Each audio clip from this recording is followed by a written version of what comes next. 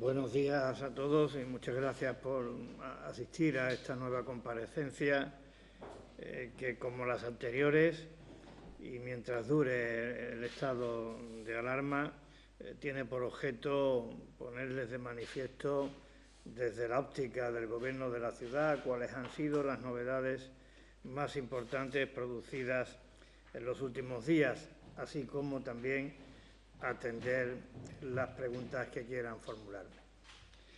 En relación con estas cuestiones relativas a la epidemia, que es el motivo, como digo, que nos convoca, hay que empezar por lo más importante y no cabe la menor duda de que lo más importante es la salud.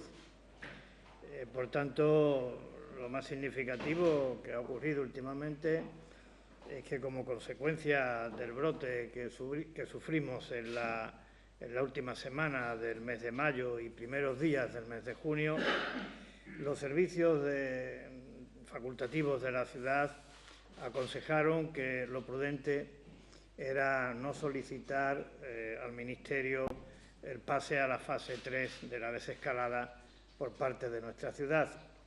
Desde el primer momento en que se inició la lucha contra el virus, el Gobierno siempre ha seguido las pautas y las instrucciones marcadas por los facultativos y en este caso no ha sido una excepción. Había otros parámetros que facilitaban el que se pudiera pedir este cambio de fase, pero habida cuenta de ese rebrote y siempre al servicio de la debida prudencia, optamos por no pedir el pase a esta fase 3. Hoy puedo decirles que las circunstancias han cambiado, porque llevamos 5 días con ningún contagio en nuestra ciudad, contagio cero, y la presión hospitalaria no se ha visto incrementada, sigue habiendo en el hospital 3 personas que están en planta, a quienes desde aquí una vez más les deseo aliento y ánimo para que cuanto antes salgan del hospital. Y, en tercer lugar, el esfuerzo de seguimiento que se está haciendo por parte del área de salud de la ciudad es muy notable. La cifra yo creo que es elocuente por sí misma. Se le está haciendo el seguimiento en estos momentos por parte de este personal a 400 personas. Por tanto, estos son factores, parámetros, indicadores que justifican el que solicitemos el pase a la fase 3. Esto se va a hacer en el día de hoy y tendremos que estar a la expectativa de lo que resuelva el Ministerio de Sanidad. En cualquier caso, según me insiste nuestro consejero y vicepresidente, si se consigue, si el Ministerio de Sanidad finalmente nos sitúa en la fase 3, lo tenemos que interpretar, lo tenemos que recibir como una apelación manifiesta a la responsabilidad. A la responsabilidad a la hora de atender las sugerencias, las recomendaciones y las normas que dicten y que establezcan las autoridades sanitarias. Yo creo que todo el mundo la sabe, pero no es ocioso repetirlo, dada la importancia que tiene. Mascarillas, distancias de seguridad, evitar las aglomeraciones, respetar los aforos en los establecimientos y extremar las medidas de higiene personal y también de desinfección en estos referidos locales. Es muy importante, es el principal activo que se tiene para luchar contra el virus. Me insiste mucho nuestro consejero y yo le hago caso. El virus está con nosotros, es un enemigo desconocido y es un enemigo que provoca efectos mortales. Por tanto, cuando uno se protege, obviamente se está protegiendo a sí mismo, pero también está protegiendo a sus amigos, también está protegiendo a sus familiares, también está protegiendo al conjunto de la ciudadanía. Por tanto, el mensaje es de responsabilidad y prudencia. No puede ser otro. En otro orden de cosas, el pasado sábado por la tarde, como todos ustedes ya saben, la consejera de Hacienda del Gobierno de la ciudad recibió de la Secretaría de Estado de Hacienda del Ministerio la llamada que tanto deseábamos y tanto esperábamos. La llamada confirmatoria de que Ceuta así es la intención del Gobierno de la Nación, participará del fondo adicional no reembolsable de 16.000 millones de euros en una cantidad de 25 millones de euros para nuestra ciudad. Así como que también es intención del Gobierno de la Nación llevar a cabo a lo largo del mes de julio la promulgación, la aprobación del Real Decreto que permita que la ciudad cobre los tantas veces reclamados 7,2 millones de euros correspondientes a las ayudas a la producción de agua y a la atención del lecho fronterizo singular. Creo sinceramente que esta noticia, que esta iniciativa que nos anunciaba el Gobierno de la Nación no debe interpretarse como una conquista o un logro de nadie en particular. Sí debe de considerarse como una buena noticia para Ceuta y para todos los ceutíes. Y lo digo con toda sinceridad. Es una buena noticia, en primer lugar, desde el punto de vista financiero y presupuestario. Yo lo decía el otro día en la videoconferencia de presidentes, el domingo. Yo, que ya tengo muchos años de vida política y de servicio público en esta administración, no he conocido un momento presupuestariamente más difícil y más exigente que este. Por tanto, contar en este momento con un recurso de 32 millones de euros supone un alivio muy importante, una aportación decisiva para el equilibrio presupuestario de la institución. Pero tiene más importancia, es decir, no es solamente la incidencia presupuestaria lo que nos hace valorar de manera positiva el gesto.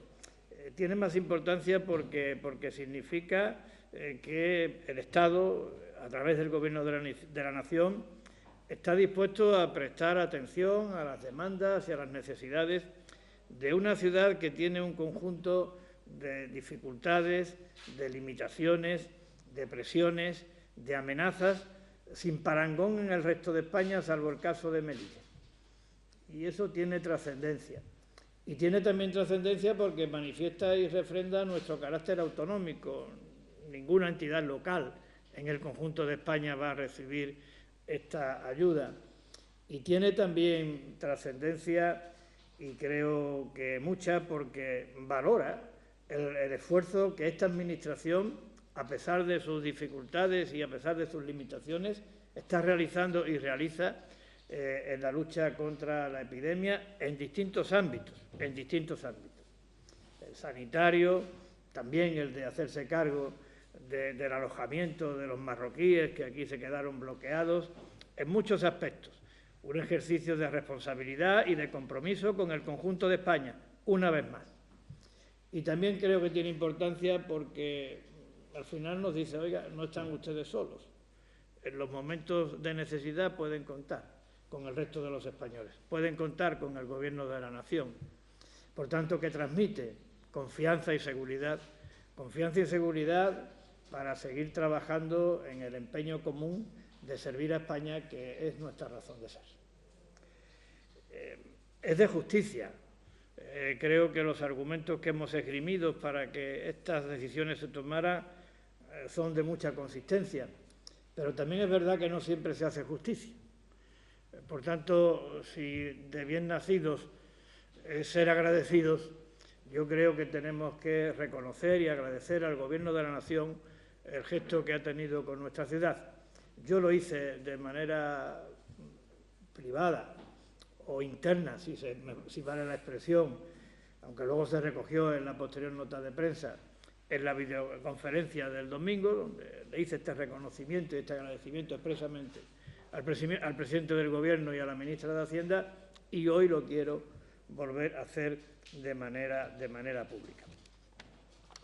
Como digo, es una inyección importante, económica y también de confianza, en un momento, como decía, decisivo y determinante. Nos enfrentamos a un tiempo muy difícil. Nos quedan por pasar malos tragos. Nada más que hay que ver y observar el informe emitido recientemente por el Banco de España o por otras autoridades económicas que ponen en evidencia la dureza de la crisis económica y social que se avecina. Pero es verdad, es innegable que si a la decisión que tomó el Gobierno de la ciudad de llevar a cabo una serie de operaciones de préstamo que significaran inyectar de liquidez a esta Administración como medida preventiva de esta crisis que se avecina y que se cerró de manera satisfactoria, se une la inyección de estos 32 millones de euros y además otros recursos que estamos estudiando que puedan servir también de refuerzo de nuestras capacidades financieras. Es verdad que estos elementos nos permiten el poder afrontar este difícil momento que se avecina con el objetivo de atender esas prioridades que siempre hemos tenido: mantener el equilibrio presupuestario, reducir en lo posible la deuda, atender las obligaciones, no despedir a nadie y garantizar el normal funcionamiento de los servicios. Estos son pasos que hemos dado en esta pandemia al servicio de ese objetivo, pensando no solamente en el día de hoy, sino pensando en el conjunto de toda la legislatura, porque creo que lo que se le puede pedir a un Gobierno es que se anticipe. Y nosotros en esto, modestamente, hemos procurado anticiparnos. En todo caso, esta situación de estabilidad presupuestaria, de mantenimiento de los servicios, de cumplimiento de las obligaciones, es también una condición imprescindible y necesaria para volcarnos en ese otro ámbito en el que tenemos que empeñarnos de manera seria y hasta el límite de nuestras fuerzas, y que consiste básicamente en, primero, atender la supervivencia de nuestro tejido empresarial y productivo, contribuir con todas nuestras fuerzas a esa supervivencia, porque sobre la nada, nada se puede construir. Y creo que en eso también el Gobierno se anticipó con el plan que hemos denominado Ceuta Resiste y cuyos datos les facilitaré de manera actualizada seguidamente. Pero no podemos quedarnos ahí.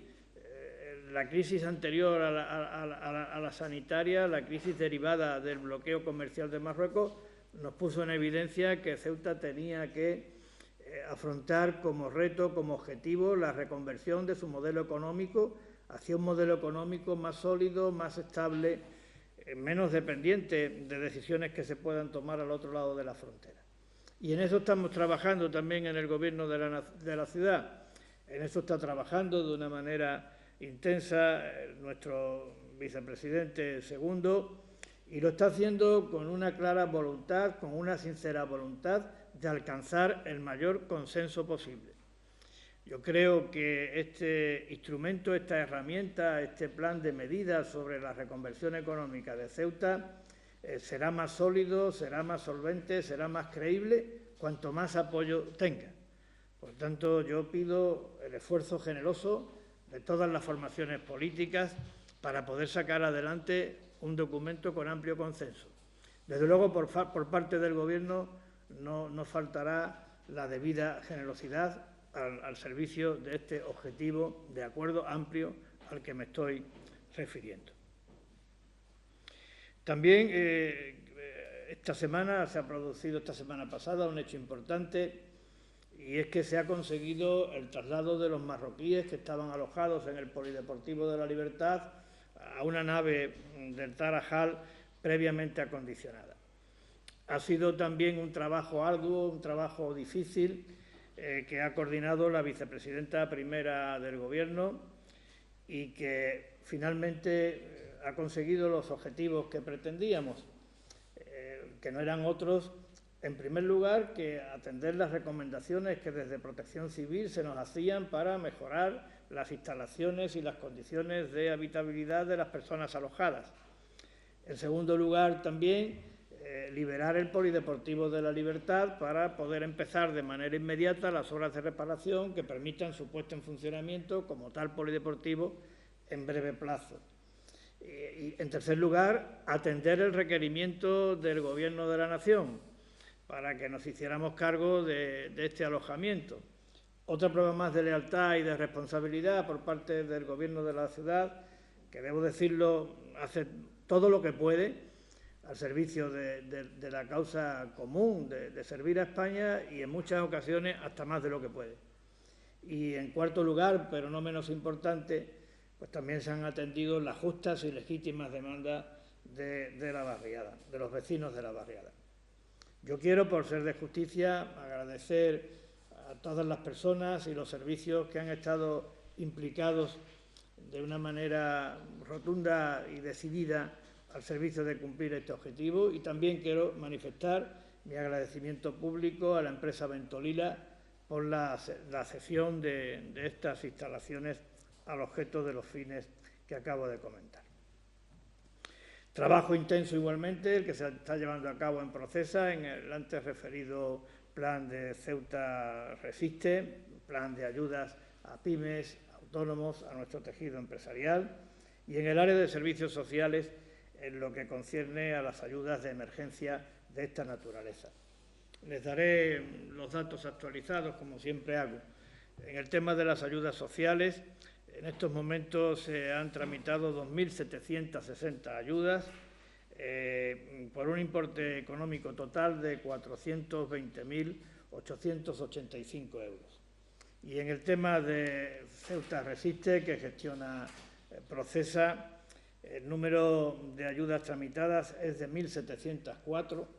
El empleo asistido es de 3.025 trabajadores, de los cuales 1.380 son autónomos. La inversión total de 3.454.659 euros.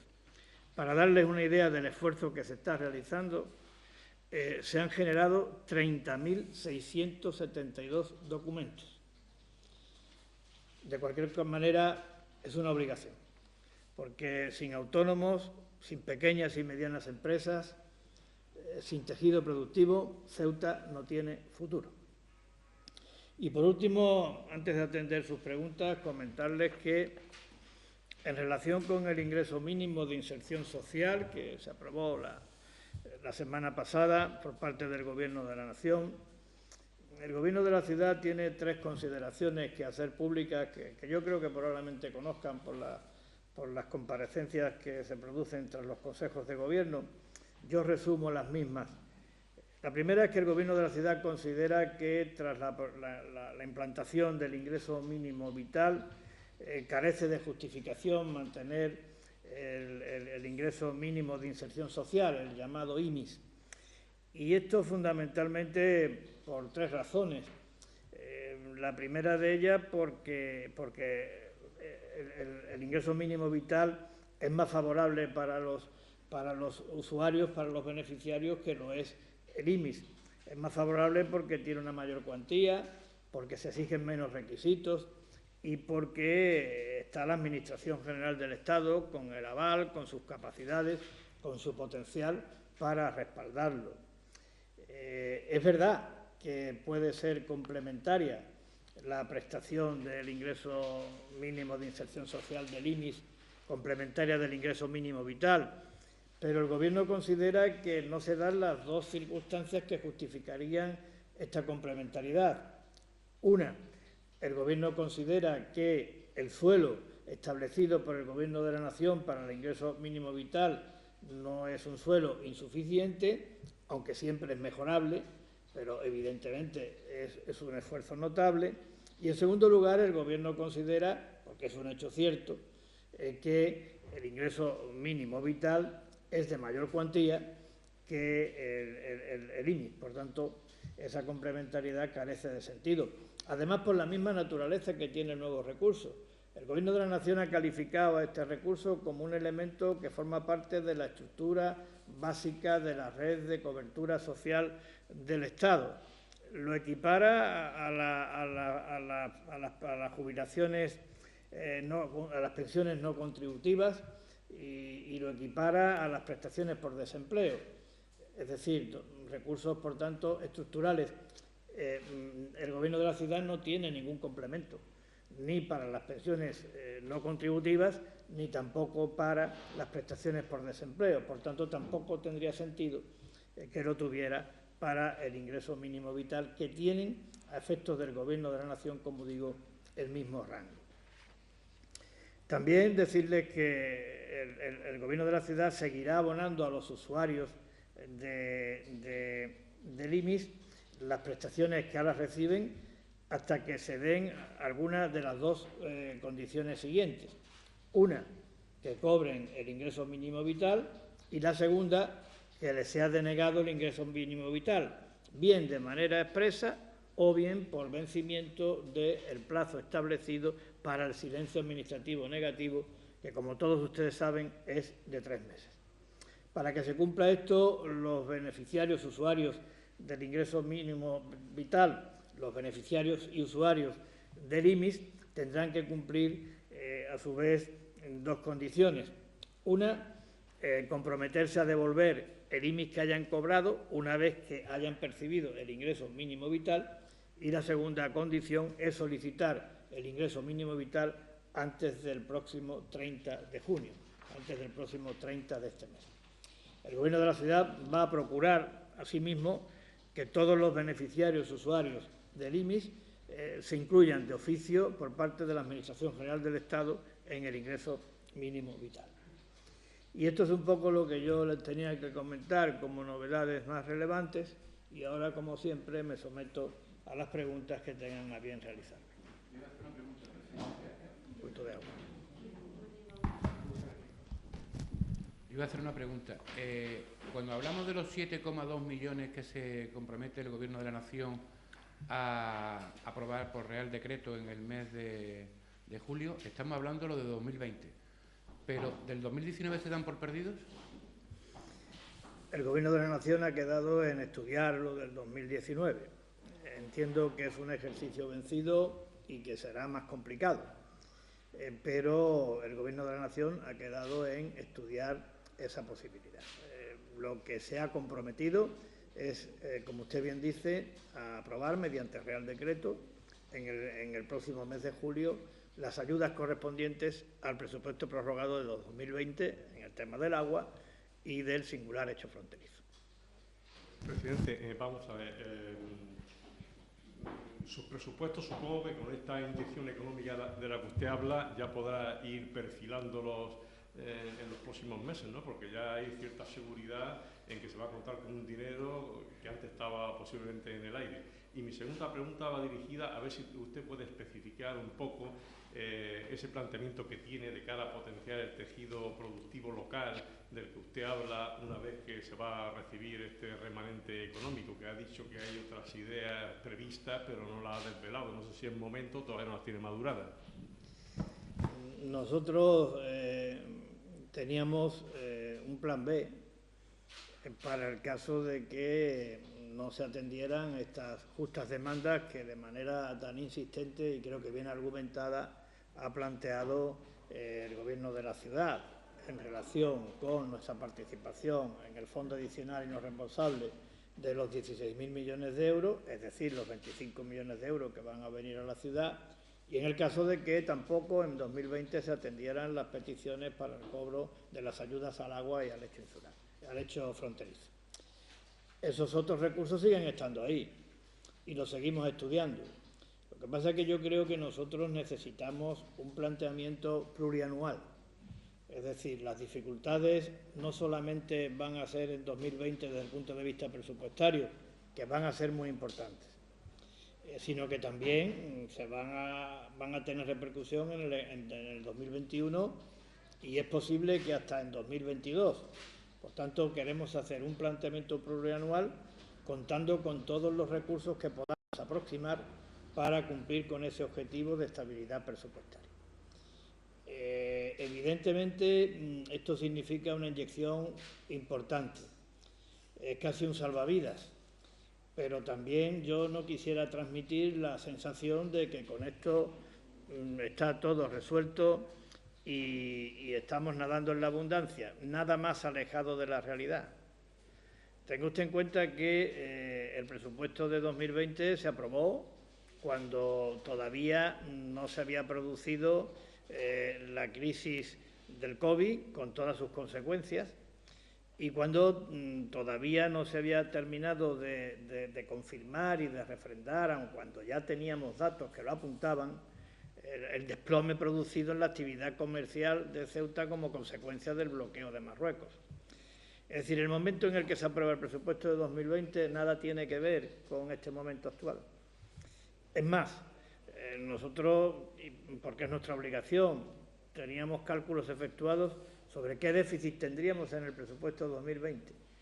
Y nosotros calculamos un déficit por la caída de ingresos, por una parte, y por los mayores gastos que el COVID ha derivado en algunas áreas, calculábamos un déficit de entre 20 y 23 millones de euros. Por tanto, la primera función que tiene que cumplir, la primera necesidad que tiene que atender estos recursos adicionales es precisamente esa, cubrir el déficit que vamos a tener o que íbamos a tener en 2020.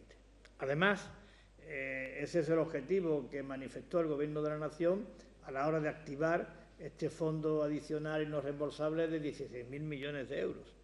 Procurar la sostenibilidad de las distintas administraciones autonómicas para evitarles una situación financiera insostenible, una situación financiera de bloqueo.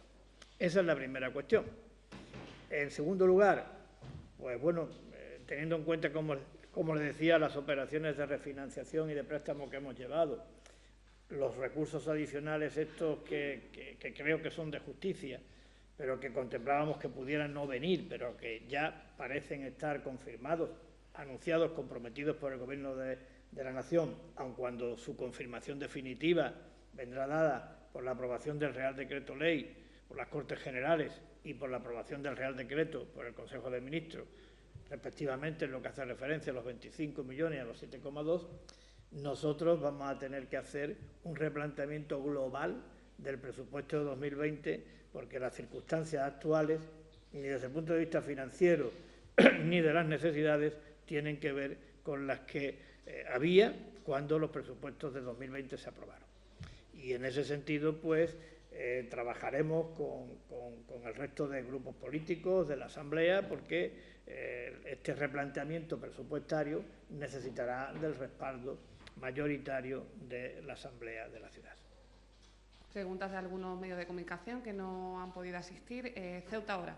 Tras el anuncio de que la ciudad percibirá de los fondos no reembolsables unos 25 millones de euros, el PSOE ha sacado pecho aduciendo que es un logro propio socialista. ¿Qué opina al respecto? Bueno, yo me he manifestado antes. Yo creo que nadie está en condiciones, o nadie debería, o nadie debe, pero esto es una opinión muy personal, de apuntarse el tanto. Es decir, desde luego el Gobierno de la ciudad no lo va a hacer. Nosotros lo hemos pedido y queda constancia de que lo hemos pedido. Hemos acudido al Senado y lo hemos pedido. Hemos acudido a las videoconferencias del presidente cada semana y lo hemos pedido. Hemos hablado con distintos ministerios y lo hemos pedido. Es decir, el Gobierno de la Nación nos preguntaba para cualquier cosa qué hora es, cómo está el tiempo, y le hablábamos de los 7,2 millones de euros y le hablábamos del fondo adicional no reembolsable y le hablábamos de la presión migratoria. Es decir, creo que eso es evidente. Pero eso no nos legitima para apuntarnos el tanto. Es nuestra obligación. También creo que es obligación del Partido Socialista mirar por los intereses de Ceuta, que es tanto como mirar por los intereses de España. Por tanto, si han hecho una gestión en este sentido para que esto se confirme, mi reconocimiento y mi agradecimiento. Yo lo hice públicamente al Gobierno de la Nación porque ahí sí que se ha centrado la iniciativa. El circuito de comunicación ha sido el que ha sido. Es decir, el circuito de comunicación ha sido el Ministerio de Hacienda a través de la Secretaria de Estado de Hacienda a la consejera de Hacienda. Con esto no quiero decir nada, pero este ha sido el circuito de comunicación institucional, no partidista. Aquí no ha habido comunicaciones entre partidos, aquí ha habido comunicaciones entre instituciones, lo cual me parece extraordinariamente satisfactorio desde el punto de vista del ciudadano y de la confianza que el ciudadano debe obtener de ese comportamiento de lealtad institucional entre instituciones. En consecuencia, cada uno que haga la valoración que quiera y que trate de apuntarse el tanto que quiera. Lo importante es que Ceuta ha sido atendida, los ceutíes han sido atendidos y que esta línea se mantenga en el tiempo y, si es posible, se refuerce, porque todavía tenemos muchas necesidades que demandar y muchas necesidades que atender en beneficio del bienestar de los ceutíes. Pregunta de la agencia EFE. Andalucía ha pedido que este año no se realice la operación Paso del Estrecho. ¿Qué opina la ciudad a este respecto? El presidente de la Junta de Andalucía manifestó que había que asumir este asunto con mucha responsabilidad y con mucha cautela y es evidente que esa responsabilidad y esa cautela vienen justificadas por razones de índole sanitaria. Lo dijo en la videoconferencia del presidente del pasado domingo y yo secundé la postura del presidente de la Junta de Andalucía y, por tanto, creo que es un planteamiento que debe de ser considerado teniendo en cuenta que se trata de un asunto complejo, de un asunto que requiere de mucha delicadeza, pero en cualquier caso creo que se debe de imponer el tema sanitario, el tema de garantizar la seguridad sanitaria como una prioridad. Al igual que ocurre con el tema de la frontera, que yo también manifesté en la videoconferencia del domingo, creo que la apertura de la frontera del Tarajal debe de estar condicionada a la prioridad y a los criterios de índole sanitaria, teniendo en cuenta, como también dije, la limitada capacidad de nuestro hospital ante la posible llegada de personas procedentes del vecino país que pretendan ser asistidas y atendidas en nuestro hospital. Dos preguntas de otra actividad. La primera de ellas, ¿cuál es la situación actual de los trabajos que se estaban impulsando para el control del aforo en las playas a partir del inicio de la temporada de baño? Y si será posible utilizar las aplicaciones informáticas que se habían previsto usar para verificar el número de bañistas en las playas. Están trabajando intensamente tanto el área de servicios urbanos como la Consejería de Sanidad. La temporada empieza el día 15, hay un periodo intermedio que nosotros vamos a procurar, estas dos consejerías, anticipar en lo posible y que les anunciarán en breve acerca de cómo quedará el dispositivo que este año vamos a reforzar en relación a un año normal, con la clara intención de potenciar las funciones de orientación, de asesoramiento, de comunicación, de información a los usuarios de la playa. Pero el principal activo es el comportamiento de cada uno y en eso yo debo de insistir. ¿Y en qué consiste? Pues en guardar la distancia de seguridad, en respetar los aforos de los lugares que estén próximos a las playas y en donde concurra un gran número de personas, en tener la prudencia de si hay mucha gente, pues no ir. Es decir, creo que en esto, conforme se van avanzando en la desescalada desde el punto de vista normativo, más hay que insistir en la otra vertiente, la de la responsabilidad individual. Cuando había confinamiento obligatorio, que estábamos en la fase 0, la responsabilidad individual era menor, consistía simplemente en quedarse cada uno en su casa. Conforme vamos avanzando en la desescalada de la epidemia, adquiere muchísima más importancia el comportamiento de cada uno a la hora de atender las recomendaciones que se hagan. No se puede poner un policía detrás de cada persona, pero cada persona sí puede ser responsable para tener un comportamiento adecuado al objeto de no contribuir a la propagación del virus. Otra pregunta es de otra actualidad. ¿Qué tiene que decir el Gobierno acerca del veto anunciado por Vox a 3 medios digitales de Ceuta en el plan de publicidad y comunicación institucional? Y le ponen en antecedentes de que se van a presentar los correspondientes recursos de reposición contra ese acuerdo que, según el medio, va en contra de la propia filosofía del plan, que no es otro que paliar la falta de ingresos por los efectos de la enfermedad del coronavirus en los medios de comunicación. Bueno, mire, yo lo que quiero decir es que por parte del Gobierno de la ciudad no se ha vetado a ningún medio. Ni se ha vetado ni existe intención de vetar a ningún medio. Por dos razones fundamentales. La primera, por la propia configuración del acuerdo que ha tomado el Consejo de Gobierno. El Consejo de Gobierno ha tomado un acuerdo que está sustentado en 3 pilares. Uno, la legalidad, otro, la transparencia y el tercero, la objetividad. Por tanto, eso, de entrada, significa que no hay ninguna intención de vetar a ningún medio.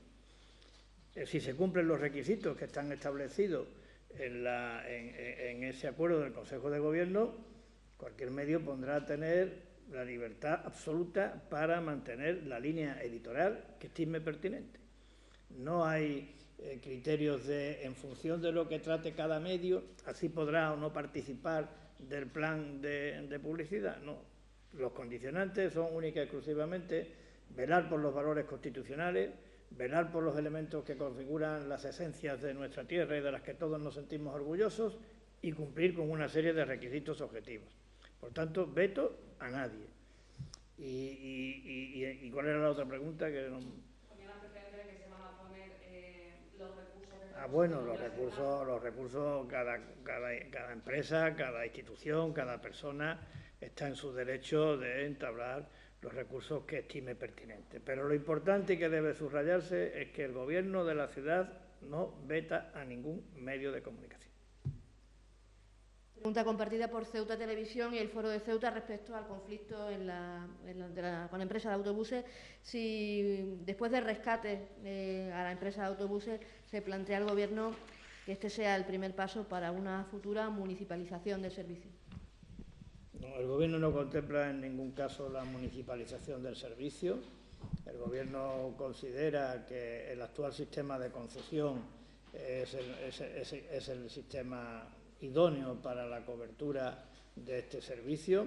Lo que sí cree es que es mejorable como todo en la vida y evidentemente el Gobierno, cualquier oportunidad que tenga de mejorar las condiciones que regulan la actual concesión en beneficio del servicio, lo hará, pero dentro del actual sistema de concesión, porque consideramos que es el ideal o el mejor. Perdone. Dígame usted, señor Mendoza. Precisamente al hilo de esto, ¿por qué no ha sacado el Gobierno todavía una licitación de este contrato, teniendo en cuenta que ya se sabía desde hacía bastante tiempo que el 25 de septiembre de 2019 iba a acabar, que llevamos 9 meses prácticamente desde que terminó y parece... Los trabajadores ayer hablaban de situación laberíntica, de estar en un limbo y de no saber exactamente a qué atenerse y de verse, no este mes, sino el anterior también se vieron en la misma situación de impago y no sabemos qué va a pasar de aquí a un futuro si no existen unas garantías, al fin y al cabo, en un servicio que el garante final es la propia ciudad autónoma. Yo creo que hay dos cosas distintas que hay que separar en relación con su pregunta. La primera de ellas, que tenemos una asignatura pendiente y que, por tanto, esto lo deberíamos de haber resuelto antes. Y ahí entonamos, señor Mendoza, el mea culpa, porque no hay otra explicación. Es verdad que es una situación difícil, porque es un régimen de concesión administrativa, pero una concesión administrativa que yo no sé de qué año data. Y esto incorpora ciertos déficits desde el punto de vista regulatorio que hay que tratar de resolver. Se ha trabajado intensamente, pero no se ha conseguido el objetivo de que al vencimiento tuviéramos el nuevo contrato, la nueva concesión adjudicada. Y ahí nada más que cabe reconocer la culpa, como yo le estoy haciendo ahora mismo. Luego está el otro tema, y es el tema de la crisis económica o la crisis financiera que está viviendo la empresa como consecuencia del COVID.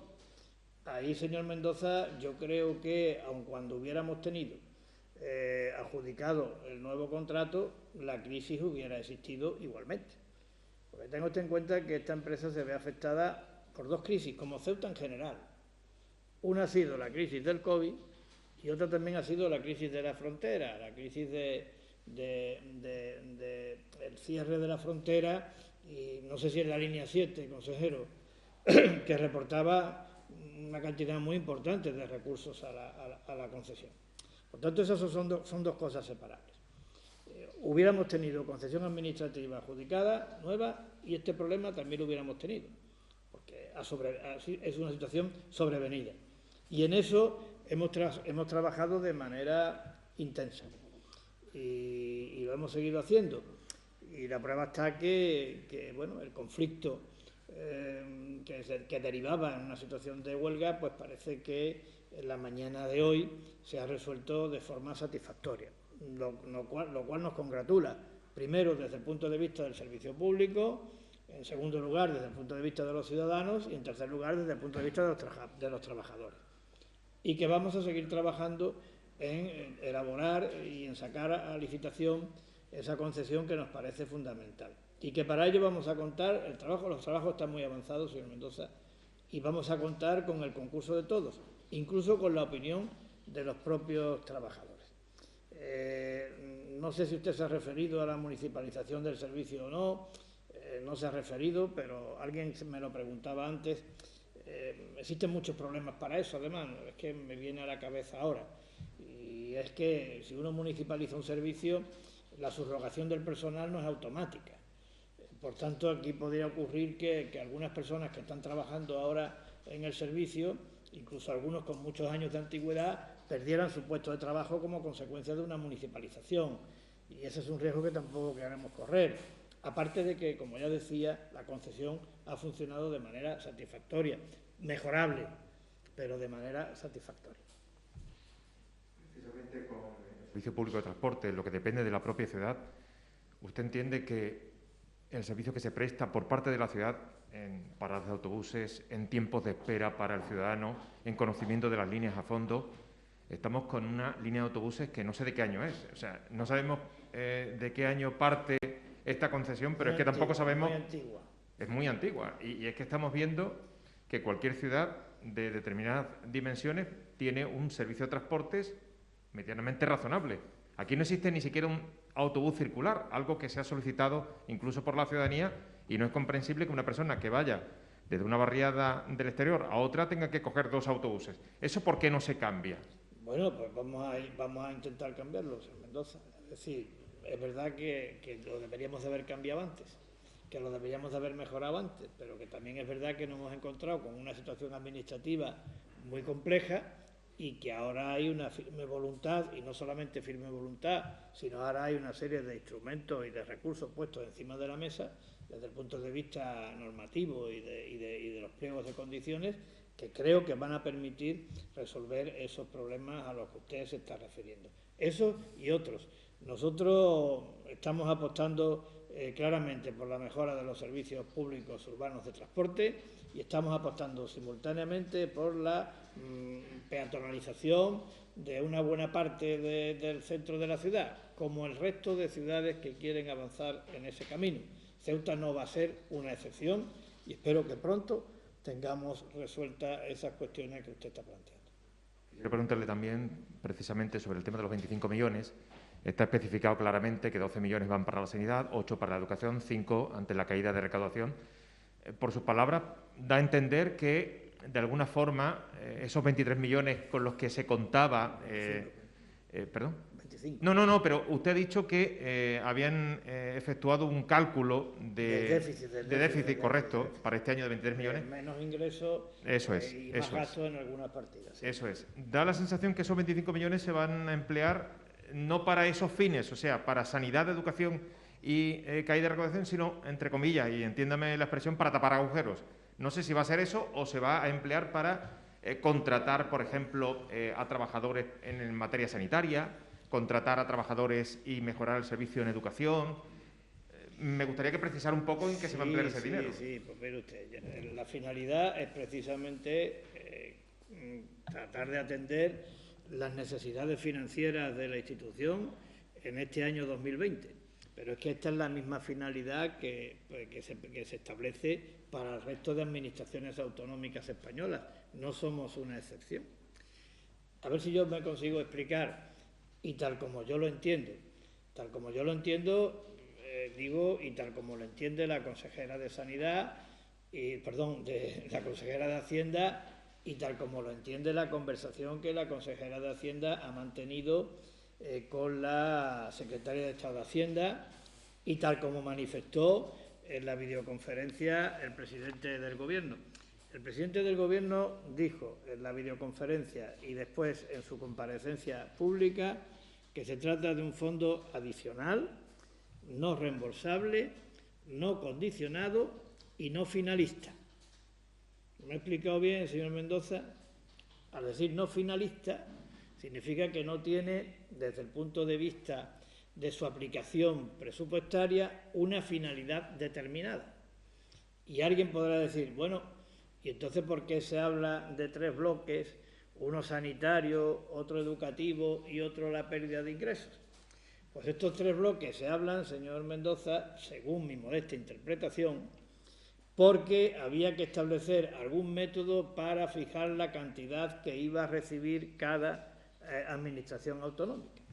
Se podía haber dicho que se distribuiría en función de la población, en función de la dispersión de la población, en función de los umbrales de pobreza, en función de la insularidad. Cada vez que hay que distribuir un fondo hay muchas maneras de establecer criterios. El que se ha utilizado es el sanitario, el educativo y el de la pérdida de ingresos, que son los tributos propios. Pero una vez determinada la cantidad, cada administración autonómica tiene libertad para la aplicación del fondo al objeto de atender sus necesidades, lo cual es perfectamente consecuente con la finalidad del mismo, y es que la crisis del COVID y lo que trae aparejado en pérdida de ingresos y en mayores gastos, pues no repercuta de manera negativa en el normal desenvolvimiento de las haciendas autonómicas, en última instancia en el normal desenvolvimiento de los servicios. No sé si me he explicado o no acertadamente. Pero ya tiene claro No, pero existe algo claro de cada uno de ellos. El criterio es este. El criterio, como yo lo he dicho, estos se han utilizado como criterio para determinar qué le corresponde a cada uno. Ahora nosotros aquí, ¿qué tenemos que hacer? Yo lo he dicho en mi intervención. Tenemos que decir, bueno, ¿cómo estamos presupuestariamente ahora en estas condiciones? Y en función de eso, pues tendremos que actuar. Yo creo que aparecerá en el presupuesto de ingresos un ingreso nuevo con el que no se contaba, que son 25 millones de euros, y que será fondo COVID, digo por denominarlo, que será un ingreso corriente, es decir, que no será un ingreso de capital, que irá destinado a gastos corrientes, que no es finalista, porque así lo ha definido el propio Gobierno, es de carácter genérico. Luego aparecerá otro ingreso, aunque este ya estaba contemplado en el presupuesto, de los 7,2 millones de euros, pero había una serie de créditos que estaban condicionados. Habrá que ver cuál de ellos se sigue manteniendo y cuál de ellos no, en función de la nueva situación. Y con todo eso tendremos que también ajustar el presupuesto de gastos, para que los ingresos y los gastos pues estén equilibrados y no terminemos el año con un déficit. También es verdad que este año tenemos otros ingresos adicionales que ya nos habíamos anticipado, y era el producto del ahorro derivado en la amortización de capital, las amortizaciones de los préstamos, fruto de la refinanciación. O sea, también es otro ingreso, que este sí ya se ha incorporado mediante el expediente de modificación de crédito, pero que ha permitido atender las necesidades de emergencia social y atender el Ceuta Resiste desde el punto de vista del apoyo a trabajadores autónomos. Pero creo que queda claro que una cosa es cómo se determina el fondo y otra cosa distinta es a qué se destina el fondo. Bueno, pues muy amables. No. Ah, no, pero... Seguimos todavía. Preguntas del Foro de Ceuta. La primera, si Ceuta entra en la fase 3, ¿se permitirán las visitas a las residencias de mayores? Bueno, eso es un tema que está llevando de una forma extraordinariamente celosa el consejero de Sanidad y vicepresidente del Gobierno, y yo se lo agradezco, sinceramente. Dios quiera que terminemos la epidemia con la situación de las residencias que tenemos en la actualidad y que hemos vivido. No ha sido fácil, ¿eh? Es decir, yo quiero decirle y quiero poner en valor el enorme trabajo que se ha hecho desde la Consejería de Sanidad y también el que se ha hecho desde las propias residencias. Pero hasta ahora, y gracias a Dios, no tenemos que lamentar ningún caso de COVID en ninguna residencia de nuestra ciudad. Y esto no es algo que esté muy extendido en el conjunto de España. Por tanto, haremos lo que las autoridades sanitarias de la ciudad digan al respecto. Creo que sí ya hay previsto la posibilidad de hacer visitas. Lo confirmará el consejero, pero para la semana que viene habrá la posibilidad de realizar visitas. Pero no vamos a bajar la guardia, porque nos parece que el hecho de que saldemos la epidemia con el resultado que ofrecen nuestras residencias de mayores es para que todos nos sintamos satisfechos. Del mismo medio y en relación con el nuevo plan de medios de la ciudad y el alcance que puedan tener las campañas publicitarias, considera el Foro de Ceuta que será mucho menor y más sesgado, y que cómo se explica por parte del Gobierno mantener el mismo presupuesto en la partida. Bueno, la partida, había una cantidad con los 7,2 millones de euros y otra cantidad sin los 7,2 millones de euros. Eso es un hecho evidente, que es público y que todo el mundo conoce. Porque uno de los créditos que estaban condicionados a que se pudiera contar con los 7,2 millones de euros era precisamente este de la publicidad institucional. Y quiero decirle que al respecto el Gobierno de la ciudad, antes lo decía, ¿no? Y ahora lo repito. Para nosotros hay una serie de cuestiones que son prioritarias. Mantener el equilibrio presupuestario. Cuando hablamos del equilibrio presupuestario parece que estamos hablando de una frase muy técnica, pero lo que en realidad estamos diciendo es que todo el mundo aquí cobre las nóminas en su momento, que los proveedores cobren también sus facturas, que cumplamos con nuestras obligaciones con quienes nos prestan dinero para que los servicios funcionen. En última instancia, algo fundamental para la supervivencia de Ceuta. Y también estamos hablando de que el presupuesto de la ciudad sirva de instrumento para el mantenimiento del empleo en nuestra ciudad. Y tenga en cuenta que si uno lee los criterios que se han determinado por el Consejo de Gobierno para establecer el plan de publicidad, el tema del empleo tiene un peso muy importante. Y eso va a seguir siendo así.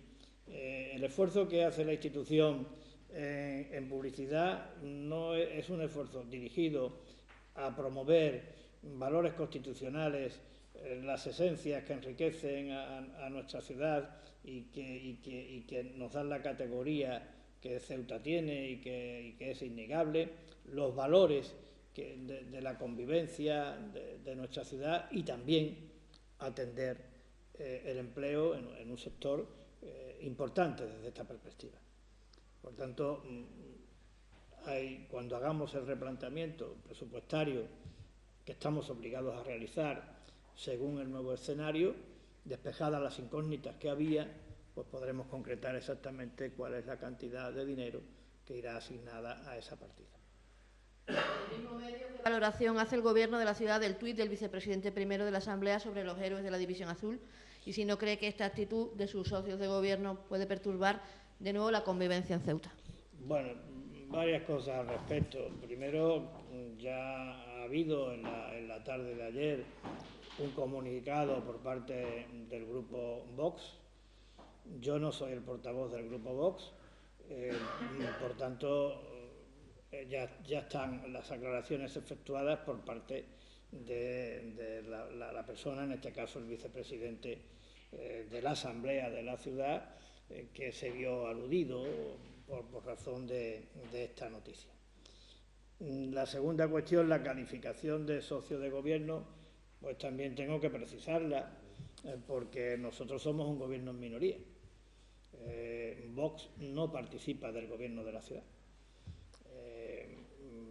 Vox es una formación política que está en la Asamblea, que ha tomado decisiones que han contribuido de una manera muy importante a la estabilidad del gobierno, a cambio de nada, cosa que yo reconozco y agradezco, y sus manifestaciones más concretas es la aprobación de los presupuestos, la aprobación de la cuenta general, la aprobación de las operaciones de financiación. Sin todo eso, esta ciudad no tendría estabilidad. Vox ha contribuido a esa estabilidad a cambio de nada, porque no está sentado en la mesa del Consejo de Gobierno, porque no tiene ningún presidente de sociedad, porque no tiene ningún cargo intermedio. Es decir, Vox no participa del gobierno de la ciudad. Por tanto, socio de gobierno no. Una formación política en la Asamblea que está contribuyendo a la estabilidad del gobierno de la ciudad, sí. Y en cuanto al asunto de la división azul y de todo ese tipo de cuestiones, hombre, yo me gustaría, en beneficio de la institución, no de una formación política determinada, ni del gobierno, ni de un gobierno determinado, ni siquiera de mí, sino en beneficio de la institución. No nos tenemos que remontar muy lejos. El día 26 y 27 de enero de este año, 2020, hubo dos momentos en los que la institución como tal tuvo la ocasión de pronunciarse en torno a el nazismo, su ideología, los crímenes nazis y el Holocausto. Y lo hizo en un acto público celebrado en la Plaza de África, en la plaza cercana, y lo hizo en un minuto de silencio en el Pleno de la Asamblea y asumiendo una declaración institucional. Y en ambos actos quedó claro que toda la Asamblea de la ciudad de Ceuta, por tanto todos los ceutíes, consideramos que la ideología nazi, que los crímenes que cometieron los nazis y que el Holocausto constituyen una herida sangrante para toda la humanidad. Consideramos que es una expresión del mal de una forma absolutamente inaceptable, condenable y rechazable. Y desde este rincón de España, que es lugar de convivencia, que es lugar de encuentro, también pusimos de manifiesto que todas las formaciones políticas, incluido el Grupo Vox, estamos dispuestos a hacer lo que haya que hacer para que eso no caiga en el olvido y para que se manifieste de una manera clara y rotunda que los ceutíes, todos los ceutíes, estamos en contra del racismo, estamos en contra del totalitarismo, estamos en contra de la xenofobia, estamos en contra de que se persiga a alguien por el simple hecho de ser diferente. Y si vale para algo y como refrendo, desde aquí y de corazón, en nombre de la institución y de todos los ceutíes, nuestro cariño y nuestro reconocimiento a la comunidad israelita de Ceuta, que forma parte de esta ciudad de tal manera que sin ella, sin la comunidad israelita de Ceuta, Ceuta no se entendería. Forma parte de lo más profundo de nuestro ser. Sí, presidente. Yo le quería preguntar por la gratuidad del libro, que estaba un poco en el aire por estos 7,2 millones que no llegaban del Estado. El Gobierno anunció que se iba a sacar una partida de 400.000 euros, pero ahora la situación ha cambiado, con estos 25 millones, que además vendrán acompañados con una partida de 8 millones para educación y los 7,2 aparte que se ha comprometido el Estado. ¿Cambia la situación? ¿Se va a recuperar la gratuidad del libro de manera íntegra? Lo que no he entendido muy bien es lo de los 8 millones.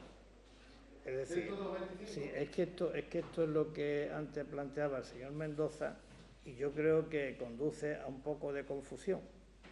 Es decir, Ceuta va a recibir 25 millones de euros, con cargo al fondo adicional de 16.000 millones de euros. Y esos 25 millones de euros los aplicará de la manera que la Asamblea de la ciudad de Ceuta estime pertinente para atender la urgencia fundamental que es el déficit presupuestario que el COVID provoca en nuestra Hacienda. Que en los bloques que ha establecido el Gobierno de la Nación lo ha hecho para determinar cuáles son los criterios que se van a aplicar a la hora de definir qué cobra cada autonomía. Pero no existe la obligación de gastarse esas cantidades en sanidad, en educación y en pérdida de ingresos. Eso es lo que yo entiendo. Eso es lo que entiende nuestra consejera de Hacienda y eso es lo que también entiende la Secretaría de Estado de Hacienda. Perdónenme que insista en la cuestión, pero es que me parece relevante para no crear confusiones.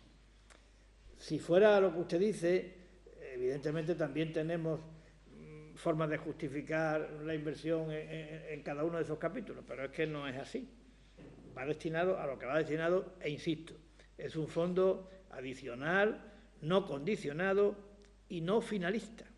No hay que presentarle al Ministerio de Hacienda facturas en sanidad, en educación y en caída de ingresos para justificarlo. No, se ha empleado ese criterio para determinar qué le corresponde a cada quien, qué le corresponde a cada comunidad autónoma. Pero no hay un carácter finalista. Nosotros tenemos la voluntad de mantener el programa de gratuidad de libros de texto una vez que, como bien dice, se han despejado estas incógnitas. Pero lo tenemos que hacer de manera coordinada con el Ministerio, y en eso estamos, en ponernos en contacto por parte del consejero con el Ministerio, porque es verdad que lo de los libros de texto es una cuestión importante, pero también es verdad que ahora mismo tenemos la gran incógnita de cómo se va a llevar a cabo el curso escolar 2020-2021. Empieza en septiembre, pero a día de hoy todavía no sabemos cómo va a empezar. Por tanto, creo que sería importante, y de hecho el consejero lo va a hacer, se va a poner en contacto con el Ministerio porque igual, imagínese, hay otra necesidad que en función de cómo se vaya a desarrollar el curso es más importante que lo de la gratuidad de libros de texto, y a lo mejor ese 1.200.000 euros, que me parece que es la cantidad que estaba contemplada en los presupuestos generales del Estado y condicionado a los 7,2 millones de euros, me parece que era de 1,2 millones de euros, pues igual ahora hay que destinarlo a otra finalidad que contribuya de una manera más eficaz a llevar a cabo un curso académico que va a ser singular, que va a ser especial, sin duda alguna.